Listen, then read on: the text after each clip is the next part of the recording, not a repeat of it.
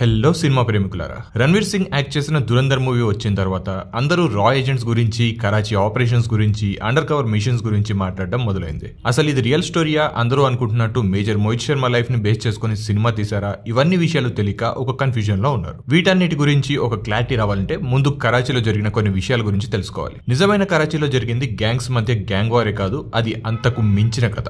లయారీ అనే ఏరియా డికెట్స్ వరకు government ignore చేసిన ఒక ఏరియా. ఇది కరాచీ సిటీలో చిన్న ఏరియా. కరాచీ అనేది పాకిస్తాన్ కి పోర్ట్ ఏరియా అండ్ ఇది కంట్రీకి ఒక ఫైనాన్షియల్ హబ్ లాంటిది. అయితే ఈ లయారీ ఏరియాలో జాబ్స్ లేవు, స్కూల్స్ లేవు, డెవలప్మెంట్ లేదు, పోలీసులు కూడా రారు. ఇలాంటి ప్లేస్ ని చాలా రోజులు వదిలేస్తే ఎలాగో క్రిమినల్ గ్యాంగ్సే రూల్ చేస్తాయి. అయితే 1980s లో ఆఫ్ఘన్ వార్ నుండి thousands of guns, rifles, rocket launchers కరాచీకి వచ్చాయి. అలాగే డ్రగ్స్ కూడా కరాచీ పోర్ట్ ద్వారానే వచ్చాయి. ఇంకా చాలా స్మగ్లింగ్ లారీకి ఏదో ఒక రూట్ ద్వారా వచ్చేవి. ఇలా లిహారీ ఏరియా ఒక అండర్ వరల్డ్ రాజ్యం లాగా మారింది. ఇక్కడే రెహమాన్ డెకాట్ ఎంటర్ అయ్యాడు. అసలు పేరు సర్దార్ అబ్దుల్ రెహమాన్ బలోచ్. క్రైమ్ మధ్య పెరిగిన రెహమాన్ చాలా షార్ట్ టైమ్ లోనే ఫియర్లెస్ లీడర్ అయిపోయాడు. కానీ తను గ్యాంగ్స్టర్ లాగా కాదు, ఒక గవర్నమెంట్ లీడర్ లాగా నడిపించాడు. తన మనుషులే స్ట్రీట్స్ లో సెక్యూరిటీగా ఉండేవారు. ఏ గొడవలు, సెటిల్మెంట్స్ అయినా పోలీస్ దగ్గర కాదు, రెహమాన్ దగ్గరే సాల్వ్ అయ్యేవి. షాప్స్ అన్ని తనకి ట్యాక్స్ కట్టేవి. తను ఏం చెప్తే అదే లా. ఈ పవర్ తో లారీలో రెహమాన్ కింగ్ అయిపోయాడు. ఎదురుగా వచ్చేవారు ఎక్కువ రోజులు బ్రతకలేదు. అవసరమైతే వాళ్లకు సంబంధించిన ప్రతి ఫ్యామిలీ మెంబర్ ని అరెస్ట్ చేశాడు. రెహమాన్ వైలెంట్ లీడర్ మాత్రమే కాదు, చాలా క్లెవర్ కూడా.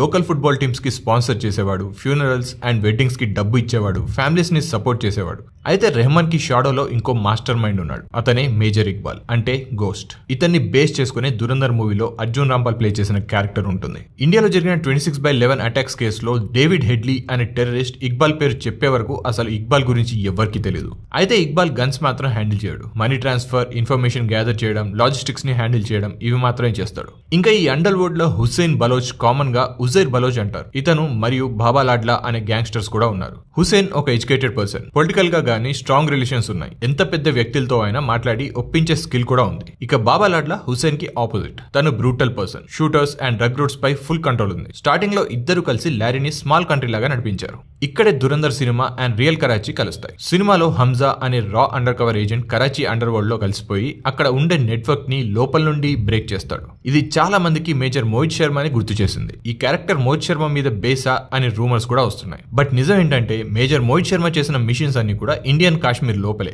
ఆయన ఇక్బాల్ అనే ఒక ఫేక్ ఐడెంటిటీతో హిజ్బుల్ ముజాహిద్దీన్ అనే గ్యాంగ్ లోకి వెళ్లి టాప్ టెర్రరిస్ట్ ని ఎలిమినేట్ చేశాడు. ఆయన అండర్ కవర్ ఆపరేషన్స్ కి లెజెండరీ పర్సన్. కానీ పాకిస్తాన్ లో, కరాచీలో, లారీలో అండర్ కవర్ మిషన్ చేశాడు అనే ప్రూఫ్ అయితే లేదు. ఇటు ఇండియా అటు పాకిస్తాన్ ఎవరు అఫీషియల్ గా కన్ఫర్మ్ కూడా చేయలేదు. కానీ సినిమా మేకర్స్ మాత్రం మోహిత్ శర్మ గారి అండర్ కవర్ స్టైల్, తను మారువేషం, నమ్మించడం, ఎనిమి మధ్య కొన్ని ఇయర్స్ వరకు బ్రతకడం, ఈ ఎలిమెంట్స్ ని తీసుకుని Karachi under world wars and gang wars తో మిక్స్ చేసి హంజా అనే ఒక ఫిక్షనల్ స్పై ని క్రియేట్ చేశారు. కాబట్టి మోహిత్ శర్మకి హంజా క్యారెక్టర్ డైరెక్ట్ గా లింక్ అయితే లేదు. కానీ మోహిత్ శర్మ గారిని ఇన్స్పిరేషన్ తీసుకున్నట్టుగా అయితే ఉంటుంది. Major Mohit Sharma real legend, Hamza cinematic hero.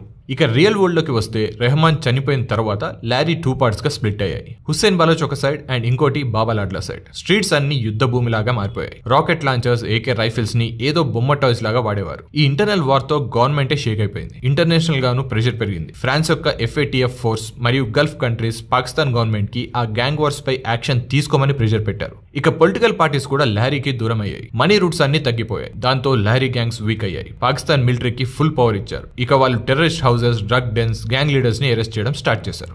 ఈ మొత్తం లారీ వార్ కి అగేన్స్ట్ గా స్టాండ్ అయిన పర్సన్ SP చౌదరి అస్లాం ఖాన్, కరాచీ యొక్క రియల్ సింగం. ఈ క్యారెక్టర్ ని దురంధర్ మూవీలో సంజయ్ దత్ ప్లే చేశారు. రెహమాన్ కి టీవీలో ఓపెన్ గా ఛాలెంజ్ చేశాడు ఈ చౌదరి అస్లాం. డికెట్స్ నుండి రైడ్స్ చేసి గ్యాంగ్ నెట్వర్క్స్ ని షేక్ చేశాడు. తనపై చాలా అటాక్స్ అయ్యాక కూడా అస్లాం వెనకడుగు ఎప్పుడు వేయలేదు. 2009 లో అట్ లాస్ట్ రెహమాన్ ఎన్కౌంటర్ లో చనిపోయాడు. అయితే 2014 లో ఒక సూసైడ్ బాంబర్ అటాక్ లో అస్లాం కూడా చచ్చిపోయాడు. కరాచీలో ఇది ఒక పెద్ద హార్ట్ బ్రేక్ అయినా అతని ఫైట్ వల్ల సిటీ స్లోగా రికవర్ అయింది. 2017 లో బాబా లాడ్లా ఎన్కౌంటర్ లో చనిపోయాడు. 2019 లో ఉజైర్ ని 12 years జైల్లో వేశారు. ఇక ఇండియాలో 26/11 తర్వాత సెక్యూరిటీ మైండ్ సెట్ కూడా మారింది. కోస్టల్ ఏరియాస్ లో సర్వేలెన్స్ పెరిగిపోయింది. రాకి ఆపరేషనల్ ఫ్రీడమ్ పెరిగింది. హవాలా నెట్వర్క్స్ కట్ చేశారు. దావూద్ యొక్క D company money routes block చేశారు. ఈ అన్ని external pressures Karachi underworld ని ఇండైరెక్ట్లీ చాలా ఎఫెక్ట్ చేశాయని పాకిస్తాన్ ఇన్సైడర్స్ చాలా సార్లు చెప్పారు. దురందర్లో చూపించిన కరాచీ గొడవలు ఒక సినిమాటిక్ వర్షన్ మాత్రమే. రియల్ కరాచీ స్టోరీ ఇంకా డార్క్, కాంప్లెక్స్ గా కూడా ఉంటుంది. స్పై వరల్డ్ లో ట్రూత్ రికార్డ్స్ లో ఉండదు, షాడోస్ లో మాత్రమే ఉంటుంది. మోహిత్ శర్మ లాంటి వారియర్స్ దేశం కోసం లైఫ్ సాక్రిఫైస్ చేస్తారు, కానీ పేరు కూడా ఎక్కువ వినపడదు. హంజా లాంటి ఫిక్షనల్ స్పై స్క్రీన్ మీద క్రెడిట్ తెచ్చుకుంటున్నారు. ఈ సినిమా అండ్ రియల్ వర్డ్స్ రెండు అందరినీ కన్ఫ్యూజ్ అయ్యేలాగే చేశాయి. అలా కొంచెం కన్ఫ్యూజ్ చేసినా కూడా మన రియల్ లైఫ్ హీరోస్ మన సేఫ్టీ కోసం వాళ్ళ లైఫ్ ని రిస్క్ చేసి అలాంటి డేంజరస్ క్రిమినల్స్ మధ్యలో ఉండడం, అక్కడ వాళ్ళు ఫేస్ చేసే డేంజరస్ సిచ్యువేషన్స్ ని స్క్రీన్ మీద అట్లీస్ట్ వేరే నేమ్స్ తో ప్రజెంట్ చేయడం ఒక రకంగా మంచి విషయమే. బట్ ఆ ఇన్స్పైరింగ్ లైఫ్ స్టోరీస్ లో కొన్ని అన్వాంటెడ్ ఎలిమెంట్స్ అండ్ ఎక్కువ లిబర్టీస్ తీసుకోవడం వల్ల ఫ్యామిలీ మెంబర్స్ కి ఇబ్బంది కలిగించవచ్చు. దురందర్ మూవీ విషయంలో కూడా అదే జరిగింది. సోషల్ మీడియాలో ఈ మూవీలో ఉన్న రెహమాన్ డకైట్, మేజర్ ఇక్బాల్, ఎస్పీ చౌదరి అస్లాం ఇలా కొన్ని రియల్ లైఫ్ క్యారెక్టర్స్ ని హైలైట్ చేస్తూ రణ్వీర్ సింగ్ చేసిన క్యారెక్టర్ మేజర్ మోహిత్ శర్మదే అని పోస్టులు కూడా వేశారు. Major Mohit Sharma family members కి ఈ విషయం తెలిసి వాళ్ళ కన్సెంట్ లేకుండా వాళ్ళ సన్ మీద సినిమా తీయడం ఏంటి, ఆర్మీ పర్మిషన్ కూడా తీసుకోలేదు అంటూ మూవీకి అగేన్స్ట్ గా కేసు ఫైల్ చేశారు. అలాగే సినిమాలో రణ్వీర్ సింగ్ లుక్ కూడా మేజర్ మోహిత్ శర్మ ఫోటోకి సిమిలర్ గా ఉండడంతో చాలా ఫాస్ట్ గా న్యూస్ కూడా స్ప్రెడ్ అయిపోయింది. దాంతో డైరెక్టర్ అండ్ ప్రొడ్యూసర్ అయిన ఆదిత్యధర్ ఓపెన్ గా ఇది మోహిత్ శర్మ లైఫ్ ని బేస్ చేసి తీసిన సినిమా కాదు అని స్టేట్మెంట్ ఇచ్చారు. అలాగే in case Mohit Sharma biopic చేయాలి అనుకుంటే ప్రాపర్ కన్సెంట్ తో ఫ్యామిలీని కన్సల్ట్ చేసిన తర్వాతే ప్రొసీడ్ అవుతామని, అలాంటి రియల్ హీరోస్ కి ఎప్పుడు తన రెస్పెక్ట్ ఉంటుందని కూడా అనౌన్స్ చేశాడు. అయితే ఈ ఇన్సిడెంట్స్ అన్ని మూవీ రిలీజ్ కి ముందు జరగడంతో సోషల్ మీడియాలో ఇలా కంపారిజన్స్ చేసి చాలా మంది ఇన్ఫ్లుయెన్సర్స్ కూడా వీడియోస్ చేయడంతో ఇది మోహిత్ శర్మ లైఫ్ ని బేస్ చేసుకొని తీసిన సినిమా అన్నట్టుగానే ప్రమోట్ అయింది. దానికి వాళ్ళ ఫ్యామిలీ కూడా అబ్జెక్షన్ చెప్పింది. బట్ సినిమా చూసిన వాళ్ళకి ఇది డెఫినెట్ గా కొన్ని రియల్ ఇన్సిడెంట్స్ అండ్ క్యారెక్టర్స్ ని బేస్ చేసుకొని తీసిన ఒక ఫిక్షనల్ స్టోరీ అనే విషయం క్లియర్ గా అర్థమైపోతుంది.